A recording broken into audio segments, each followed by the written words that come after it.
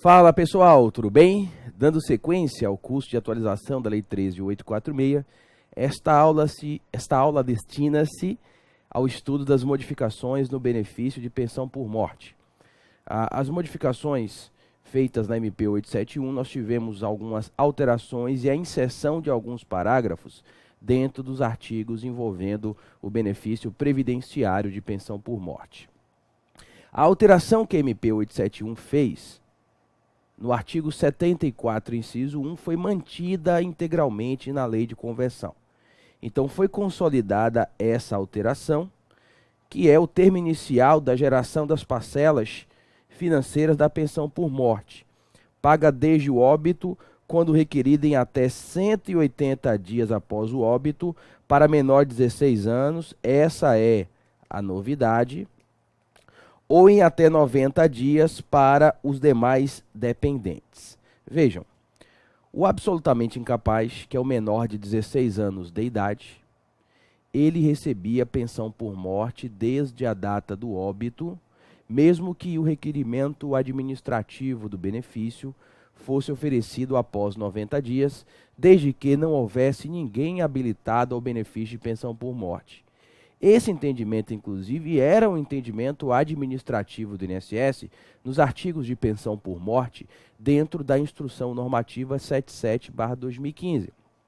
Então, vamos supor, o segurado morreu pelo regramento antigo, só deixou um filho, ninguém se habilitou à pensão por morte dele. Aí o representante legal do filho, vamos supor, um tutor, quando esse menino tinha 10 anos de idade, requereu a pensão por morte. Considerando que não tinha ninguém habilitado no exemplo que eu dei, pagava os 10 anos atrasados sem a ocorrência de prescrição. Embora isso não tivesse expresso no artigo 74 da Lei 8.213, era a posição administrativa e posição da jurisprudência, tomando de empréstimo, por analogia, o regramento de que a prescrição não corre contra o absolutamente incapaz. Artigo, inclusive, que era o artigo 79, que foi revogado pela MP e mantida a revogação pela lei de conversão. Dizia o artigo 109 que não se aplica o 103, que atualmente está de decadência e prescrição, ao pensionista menor, incapaz ou ausente na forma da lei. É uma alteração dura, uma alteração bastante dura, talvez o prazo tenha ficado até curto, de 180 dias, mas foi uma alteração que foi chancelada pelo Congresso Nacional. A lei previdenciária é uma lei especial, então legalmente não tem problema. A única forma de se argumentar algo contra isso aqui é a situação de inconstitucionalidade de proteção ao menor e tudo mais. E aí vamos ver como é que vai ser o posicionamento futuro da jurisprudência envolvendo essa regra do artigo 74. Bom, aqui nós temos sempre que fazer o recorte do tempus regit actum. O regramento de pensão por morte regular-se-á pela lex em vigor no dia do falecimento, dia que o segurado abotoar o paletó e partir desta para uma melhor. Então, isto aqui só se aplica para as mortes a partir de 18 de janeiro de 2019. Inclusive, isso aqui, entendimento administrativo. Se o segurado morreu até 17/1 de 2019, vale o regramento antigo, o absolutamente incapaz, que é o menor de 16 anos, de acordo com o regramento atual do Código Civil, alterado pelo Estatuto da Pessoa com Deficiência. O segurado morreu até 17 de janeiro de 2019, deixou um absolutamente incapaz, ninguém se habilitou ao benefício, paga desde o óbito com afastamento de prescrição, desde que ele requeira o benefício ainda na condição de absolutamente incapaz, ou seja, menor de 16 anos de idade. Daí que, por muitos e muitos anos ainda, já que às vezes a pessoa morre, demora anos para requerer a pensão, mas por muitos anos nós vamos conviver com esses regimes jurídicos distintos.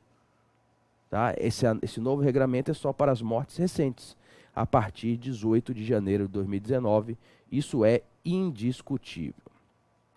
O artigo 74, ele teve uma modificação no parágrafo 1º. O parágrafo 1º do 74, ele havia sido introduzido pela Lei 13.135, que era a questão da condenação penal transitada em julgado contra um dependente do segurado que o matou por dolo E aí o INSS ficava legalmente autorizado a fazer o cancelamento do benefício previdenciário após a coisa julgada criminal, exemplo de uma condenação passada em julgado pelo tribunal do júri da esposa que dolosamente matou o marido. O parágrafo 1º ele foi modificado, essa modificação não foi feita na medida provisória. Essa modificação foi feita na tramitação do texto da MP no Congresso Nacional e não no texto originário lá assinado pelo presidente Jair Messias Bolsonaro. Então, o texto que o Congresso mexeu no parágrafo 1º, tecnicamente falando, ficou tenebroso, porque absolutamente incapaz que é menor de 16 anos não comete crime, então jamais caberia uma condenação criminal. E é similarmente aquelas críticas que fizemos em aula anterior sobre o artigo 16 também. E o inimputável, que é aquela pessoa que não tem nenhum discernimento, como menor de 18 anos, ou a pessoa com problema mental sem capacidade de exprimir uma vontade livre e consciente, o inimputável não comete crime. Não comete crime. O crime é só quem tem imputabilidade penal, maiores de 18 anos, com gozo pleno da sua vontade. Daí ficou bastante ruim, tecnicamente, a nova redação do 74, parágrafo 1º. Perde o direito à pensão por morte o condenado criminalmente por sentença com trânsito em julgado como autor, coautor, partícipe de homicídio doloso ou tentativa desse crime cometido contra a pessoa do segurado. Se há uma tentativa de homicídio, o segurado não morreu, não vai ter pensão por morte. Aí ficou estranho. Aí me parece que é uma perda da condição de dependente de modo permanente. A mulher tentou matar o marido com dolo, foi condenada pelo tribunal do júri. Ficou preso um tempinho, depois ela sai e eles se ajeitam de novo. Aí lá na frente ele morre de causas naturais, ela não vai receber a pensão. Porque pela literalidade do texto legal, uma perda definitiva da condição de dependente. Achei isto muito esdrúxulo, porque existem casos. Se o marido perdoou a mulher que tentou matá-la, ou vice-versa, que acontece até mais, cabe à legislação previdenciária acabar com essa condição de dependente ad eterno? Isso aqui foi o Congresso Nacional, não dá nem para botar a culpa no Poder Executivo. Foi alteração feita pelo Congresso Nacional. E a situação também piorou porque só fala homicídio doloso. Se for um latrocínio, não se aplica o parágrafo 1º. O latrocínio é o roubo em que a morte do segurado é o meio para consumar o animus rem sib habendi, que é o animus de assenhoramento do bem, como falam os penalistas. Imagine que um filho, querendo pegar dinheiro do pai e tudo mais, está roubando o pai. Infelizmente isso acontece, viu? Está roubando o pai flagra, era furto, aí o pai flagrou violência e esse filho mata o pai. Pega o bem e subtrai. Não vai aplicar o parágrafo 1º, porque foi latrocínio. Ele não tinha a intenção de matar, a intenção era de roubar. Ele matou como meio do caminho para consumar aquele, a princípio seria furto, depois com a violência virou um roubo, tecnicamente falando. Então, fechar na expressão homicídio doloso acabou afastando, por exemplo, o latrocínio. Então, o texto é deveras lastimável. Teria sido, inclusive, melhor ter vetado essa alteração e ter mantido o texto anterior, na minha opinião. E aquela parte pior ainda, né? Ressalvados os absolutamente incapazes e os inimputáveis. Ressalva inócua, porque menor de 16 anos e inimputável, que é o menor de 18 e a pessoa sem gozo pleno das condições mensais, sequer comete crime. Então não precisava nem ter ressalvado essa situação. Adolescente, por exemplo, comete ato infracional, não comete crime em razão da tenra idade. Ok? Bom, o parágrafo 3º e os parágrafos seguintes, eles foram introduzidos pela MP. O parágrafo 3º foi da MP, mas a lei de conversão fez uma alteração inclusive salutar no Congresso Nacional. Vamos aqui ler o texto e, como de praxe, fazer um enquadramento em um caso concreto ao qual ele será aplicado. Ajuizada a ação judicial para o reconhecimento da condição de dependente, este poderá requerer a habilitação provisória ao benefício de pensão por morte, exclusivamente para fim de rateio dos valores com outros dependentes, vedado o pagamento da respectiva cota até o trânsito em julgado da respectiva ação, e essa parte amarela o Congresso inseriu, ressalvada a existência de decisão judicial em sentido contrário. Muito saudável, porque você não pode fechar a tutela provisória do Poder Judiciário. Seria algo até inconstitucional. Uma crítica que fizemos, inclusive, no texto originário da respectiva medida provisória. Este é o caso típico da ação de investigação de paternidade. O cidadão morreu no interior, corria contra ele, ou foi proposta depois da morte. Uma ação de investigação de paternidade. Ele, vamos supor que é casado e tem um filho, mas suspeita-se que ele teve um filho extraconjugal. Nessa situação, vai ter que fazer o DNA, se ele morrer vai ter que tirar uns fios de cabelo para poder ver se ele era o pai. E esse suposto filho extraconjugal, com base nesse dispositivo, poderá o INSS fazer a reserva de cota. Como ele deixou uma esposa e um filho incontestes, mas tem essa dúvida do terceiro, aí a pensão por morte vai ser dividida em 3 cotas. Esposa, o filho que se sabe que é filho e o filho que se investiga. E essa cota do filho que se investiga vai ficar bloqueada no INSS. Resolvido o imbróglio da ação de investigação, vamos supor que seja filho mesmo. Aí libera um terço da cota, né, do valor total, libera a cota do filho da ação de investigação. Mas se o DNA der negativo, o segurado não era pai, aí o que foi acumulado lá vai dividir para os atuais dependentes e a pensão, em vez de repartir em 3 cotas, vai repartir em 2 cotas. Dispositivo bem interessante e justo, na minha opinião. E o interessante foi o parágrafo 4º, que foi totalmente modificado no Congresso Nacional. Uma modificação positiva, na minha opinião. Vejam, nas ações em que o INSS for parte, aqui já é outra ação. Não é ação de investigação de paternidade contra o segurado. Aqui são ações já questionando a concessão da pensão por morte, ou até mesmo essas ações, até se aplica isso ao auxílio reclusão também, uma investigação de paternidade de um segurado preso, porque o auxílio reclusão ele é pago nas mesmas condições da pensão por morte. Aqui, por exemplo, é uma ação judicial movida contra o INSS para conceder uma pensão por morte, quer na Justiça Federal, se for pensão por morte comum, quer na Justiça Estadual, se for pensão por morte decorrente do acidente do trabalho. Nas ações em que o INSS for parte, este poderá proceder de ofício à habilitação excepcional da referida pensão, apenas para efeito de rateio, descontando-se os valores referentes a esta habilitação das demais cotas, vedado o pagamento da respectiva cota até o trânsito em julgado da referida ação, ressalvada a existência de decisão judicial em sentido contrário. Falando aqui excepcionalmente com uma atuação de procurador federal que eu atuei, você sabia que eu já pedi uma liminar contra o INSS? Olha que situação esdrúxula. Tinha uma ex-esposa com alimentos, recebendo pensão por morte, e uma suposta companheira atual. O INSS habilitou a ex-esposa com alimentos e negou para a atual companheira por falta da prova da união estável. Essa atual companheira entrou com ação contra a ex-esposa com alimentos e contra o INSS para poder dividir a pensão por morte para as duas. Quando chega na instrução, analisando o processo, a companheira era companheira, tinha direito. Aqui que eu pensei, o INSS pagou mal, pagou 2 vezes, vai ter que pagar todo o atrasado na divisão da pensão por morte.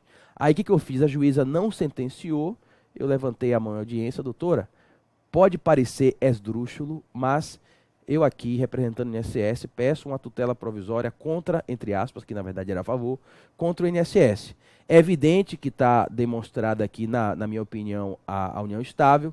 Eu quero cessar a sangria hoje. Por favor, dê a liminar. A senhora pode demorar para sentenciar.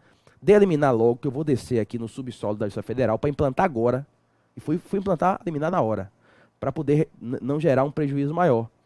Porque quanto mais demorasse para sair a sentença, o atrasado do INSS que ia ser condenado ia ser maior. Porque o INSS ia ser obrigado a pagar a metade da pensão por morte para a atual companheira desde o requerimento, num período em que a esposa recebeu e com certeza o INSS não ia conseguir reverter isso na respectiva cota da esposa. Nesse caso, o INSS poderá fazê-lo de ofício. Nesse mesmo caso, eu não precisaria mais pedir uma liminar. Eu ia descer conversar com o chefe da agência de atendimento de demandas judiciais, expor a ele o caso e ele iria, com certeza, já que eu não sou servidor do INSS, não cabe a mim tomar esse ato administrativo, mas apenas recomendar. Nessa situação, ele faria de ofício a reserva de cota. Então, toda vez que o INSS é demandado judicialmente, ele poderá reservar a cota para evitar pagar mal e pagar duas vezes, diminuir o prejuízo. Então, nesse caso, o INSS já pode fazer a divisão da cota, mas a pessoa autora da ação judicial, a exemplo dessa companheira, só recebe após a coisa julgada ou, se tiver uma tutela provisória em sentença, já pode liberar esse respectivo valor, ok? Então, nessa situação, eu vejo este dispositivo como extremamente positivo, que impede, ou pelo menos diminui a questão do prejuízo ao patrimônio público na situação em que o INSS errou ao não habilitar determinado dependente para o benefício de pensão por morte. E foi, de fato, o Congresso Nacional que o fez. Reputo-o como positivo. O parágrafo 5º, julgado improcedente a ação prevista no parágrafo 3º ou parágrafo 4º desse artigo, o valor retido será corrigido pelos índices legais de reajustamento, será pago de forma proporcional aos demais dependentes, de acordo com as suas cotas e o tempo de duração dos benefícios. Então, reservou a cota, se tiver direito o autor da ação, libera, se não tiver direito, vai repartir para os demais dependentes habilitados à pensão por morte. O que me saltou aos olhos foi o parágrafo 6º, que não constava do texto originário da medida provisória assinado pelo presidente da República, que foi introduzido na Câmara dos Deputados. Todas as alterações da MP foram da Câmara. A MP chegou faltando 2, 3 dias para vencer no Senado, o Senado aprovou direto, não tem nenhuma alteração do Senado. Vejam o parágrafo 6º aqui. Em qualquer caso, fica assegurada ao INSS a cobrança dos valores indevidamente pagos em função da nova habilitação. E eu coloquei aqui em vermelho a indagação. Legitima a cobrança no recebimento administrativo de boa-fé? Temos hoje, inclusive, pendente de repetitivo no STJ, se o que o INSS pagou indevidamente na via administrativa, o INSS pode cobrar. Está pendente do repetitivo. E esse dispositivo aqui é favorável à tese do INSS. Nesse caso, se há uma divisão de pensão por morte, vamos supor, entre a ex-esposa com alimentos e a companheira, o INSS já pagou 1 ano para a ex-esposa, aí depois habilita a companheira por ordem judicial, ou faz aquela reserva de cota de ofício. Nessa situação, nós teremos uma lei que agora autoriza o INSS de cobrar a parcela que a ex-esposa com alimentos recebeu em razão da ulterior habilitação judicial da atual companheira. Então, há um dispositivo específico que autoriza o INSS, nas situações aqui postas, de briga judicial por cota de pensão por morte, em decorrência de erro administrativo, de cobrar a parcela respectiva recebida maior daquele primeiro dependente que foi habilitado. Agora é um tema totalmente controvertido, porque essa situação do INSS cobrar a quem recebeu na via administrativa de boa-fé em decorrência de um erro administrativo é um tema que está afetado à primeira sessão do STJ e que ainda não foi modificado. Bom, a modificação feita no 76, parágrafo 3º, que foi mantida no Congresso Nacional, é bastante positiva, algo inclusive que nós sugerimos.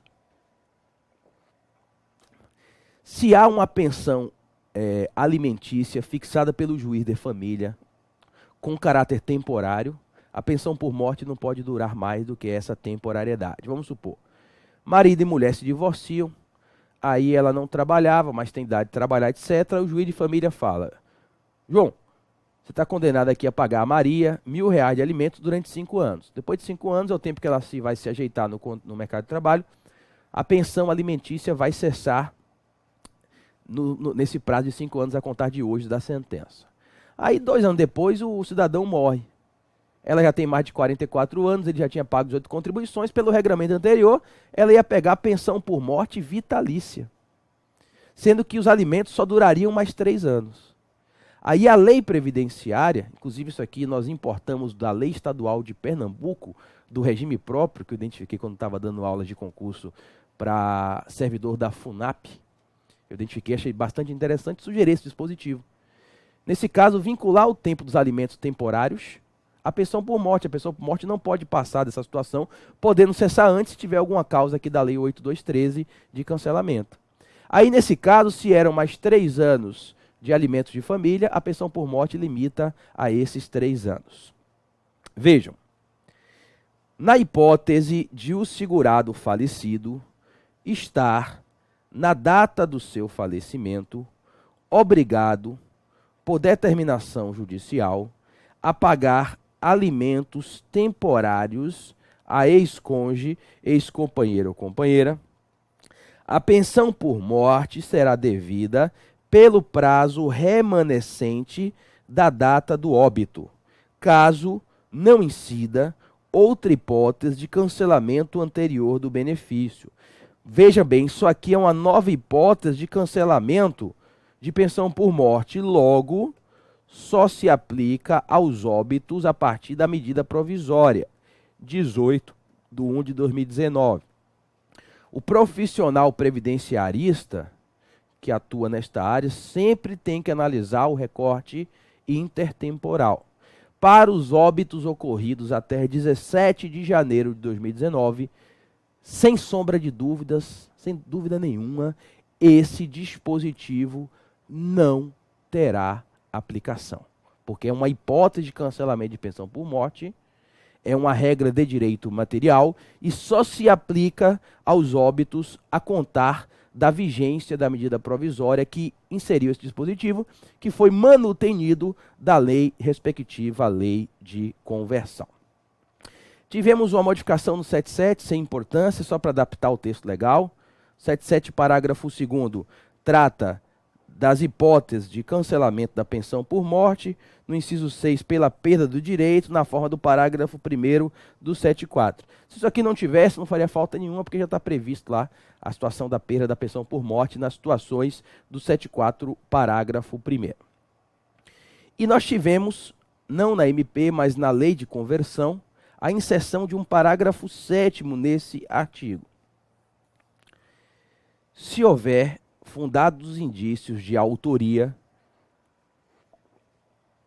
coautoria ou participação de dependente, ressalvados absolutamente incapazes e inimputáveis, que já vimos que não cometem crime, em homicídio ou tentativa desse crime contra a pessoa do segurado, será possível a suspensão provisória da parte da pensão por morte, mediante um processo administrativo próprio, respeitados a ampla defesa e o contraditório, e serão devidas, em caso de absolvição, todas as parcelas corrigidas desde a data de suspensão, bem como a reativação imediata do benefício. Isso aqui veio substituir a antiga regra do 74, parágrafo 1º, que foi modificada. Isso aqui é bastante discutível. Porque antes do 74, parágrafo 1º, somente previa que o INSS poderia cancelar a pensão por morte quando houvesse sentença penal passada em julgado por crime doloso contra o segurado. Aqui não tem essa exigência. Se houver fundados indícios de autoria, coautoria, participação de dependente, em homicídio, tentativa desse crime cometido contra a pessoa do segurado, o INSS pode fazer uma suspensão provisória da pensão mediante processo administrativo próprio. Olha que situação esdrúxula e que ligação com o direito penal se estabeleceu. Chamado direito penal previdenciário, eu gosto de chamar dessa expressão. É possível abrir um processo administrativo para fazer a suspensão da pensão por morte se houver elementos fortíssimos de que houve a tentativa ou homicídio consumado. A tentativa, nesse caso aqui, é um grande erro. Porque, veja bem, suspensão provisória da pensão por morte, tentativa desse crime. Se o segurado não morreu, porque houve a tentativa de homicídio, não tem pensão por morte. Olha que loucura o Congresso Nacional fez. Previu a suspensão de uma pensão por morte, que não existe porque o segurado não morreu. Durma com um barulho desse. Isso aqui é vergonhoso, aprovar um texto dessa natureza. Falta de técnica, tanta gente no Congresso Nacional. Será que não tem uma assessoria que preste para não aprovar uma situação ridícula dessa? Se foi tentativa, o segurado está vivo, não tem pensão por morte. Se não tem pensão por morte, não tem o que suspender. Então a gente pode até arriscar. Essa parte tentativa aqui, obviamente, por uma questão física, nunca vai se aplicar. É só a situação do homicídio mesmo. Isso aqui é aquele caso de, vamos supor, confissão. Foi pego em flagrante matando o marido com dolo. Veja que se for por culpa não tem problema aqui não. Aqui é homicídio doloso. Vamos para o texto legal. Em homicídio cometido contra a pessoa do segurado, vai ser possível a suspensão provisória do benefício. Detalhe, aqui não tem a palavra doloso. Aqui só fala homicídio, é outro problema. A regra anterior do 74, parágrafo 1º, falava homicídio doloso. Aqui não está doloso. Então, em tese, até uma situação culposa atrairia a aplicação desse dispositivo, que eu não acho razoável. Se a mulher matou o marido por culpa, não quis, um acidente doméstico e tudo mais, não acho razoável suspender a pensão por morte. Então eu acho que aqui a gente tem que fazer uma interpretação em que esse homicídio seja intencional, ou dolo direto, ou o dolo eventual, né? E tudo mais. Que quando se assume o risco daquilo ali sem se importar com um resultado lesivo contra a pessoa do segurado. Quanto à tecnia, e eles aprovam esse texto escabroso, e aí a gente tem que se virar aqui depois para interpretar. É uma brincadeira. E aqui a culpa não é do Executivo, não. Aqui foi inserido no âmbito do Congresso Nacional. Então vamos supor, a mulher foi presa, matando o marido, confessou que havia intenção, botou chumbinho, que é um veneno, na bebida dele, ele morreu. Aí pega esse inquérito. Agora, como é que vai ser feita essa ligação com o INSS? Eu não sei. A INSS, de posse desse inquérito, abre um processo, dá o contraditório a ela e suspende a pensão por morte. O caso de confissão de um crime doloso é um caso que eu acho que se aplica tranquilamente porque a pessoa confessou. Mas se há uma grave discussão se foi autora ou se foi autora do crime ou não, numa situação controvertida, aí vai ter que esperar a decisão criminal. Aqui, essa situação de suspender o benefício antes de uma coisa julgada criminal é uma respectiva situação que só vai ser cabível em casos manifestos, a exemplo da confissão. Bom, para a gente fechar essa parte de pensão por morte, em consectário de alterações que nós já vimos, principalmente no artigo 16, foram inseridos 2 parágrafos no artigo 110 da Lei 8213. O dependente excluído na forma do parágrafo 7º do artigo 16 desta lei, ou que tenha a parte provisoriamente suspensa na forma do parágrafo 7º do 77, não poderá representar outro dependente para fim de recebimento e percepção do benefício. A mulher matou o marido, confessou e está com a pensão suspensa. O filho recebe a pensão por morte. Ela não pode ser procuradora do filho, vai ter que arrumar um outro representante legal para receber essa pensão por morte. Parágrafo 3º. O dependente que perde o direito à pensão por morte, na forma do 74, parágrafo 1º que já estudamos, não poderá representar outro dependente para fim de recebimento e percepção de benefício, mesmo a inteligência, se a mulher matou o marido e o filho recebe a pensão, ela não pode representar o filho, seria o principal exemplo de aplicação desse dispositivo, porque quando ela é procuradora, acaba batendo dinheiro na conta dela, indiretamente, ela acaba se beneficiando da percepção desses recursos. Ok, pessoal? Bom, com isso a gente fecha a aula, em cerca de 30 minutos, passamos a limpo aí as modificações envolvendo a pensão por morte, na Lei 13.846, publicada e vigente desde 18 de junho desse ano, 2019. Viremos em breve com outra aula, a gente vai consolidar as mudanças que também foram significativas no benefício do auxílio reclusão. E é interessante que parcela dessas mudanças aplicam ao auxílio reclusão, porque o auxílio reclusão, no que for compatível, tem as mesmas regras da pensão por morte. Então esta aula vai refletir diretamente na próxima aula e eu farei as necessárias adaptações. Um forte abraço para vocês e até lá.